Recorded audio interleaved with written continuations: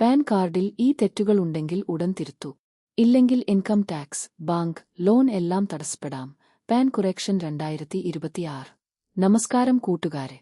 നിങ്ങളുടെ പാൻ കാർഡിൽ ചെറിയ ഒരു തെറ്റ് പോലും ഉണ്ടെങ്കിൽ ഭാവിയിൽ വലിയ പ്രശ്നങ്ങൾ നേരിടേണ്ടി വരാം.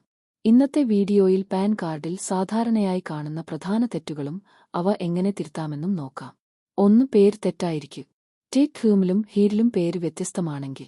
Income tax filing, bank, KYC, loan, mutual fund എല്ലാം പ്രശ്നമാകാം. ജനനത്തീയതി DOB തെറ്റ്. DOB തെറ്റാണെങ്കിൽ പല സർക്കാർ സേവനങ്ങളും നിരസിക്കപ്പെടാൻ സാധ്യതയുണ്ട്. അച്ഛന്റെ പേര് തെറ്റായി വന്നിട്ടുണ്ടോ? ഇതും പിന്നീട് വെരിഫിക്കേഷൻ സമയത്ത് പ്രശ്നമാകും. മൊബൈൽ നമ്പർ അപ്ഡേറ്റ് ചെയ്തിട്ടില്ല. OTP ലഭിക്കില്ല. ഓൺലൈൻ പാൻ സർവീസസ് ഉപയോഗിക്കാൻ ബുദ്ധിമുട്ടാകും. ഇമെയിൽ ID ഇല്ല. ഇൻകം ടാക്സ് കമ്മ്യൂണിക്കേഷൻ ലഭിക്കാതിരിക്കും. ആധാർ പാൻ ലിങ്ക് ചെയ്തിട്ടില്ല. ലിങ്ക് ചെയ്യാത്തവർക്ക് ഇൻകം ടാക്സ് സേവനങ്ങളിൽ തടസ്സം ഉണ്ടാകാം. സിഗ്നേച്ചർ തെറ്റാണ്.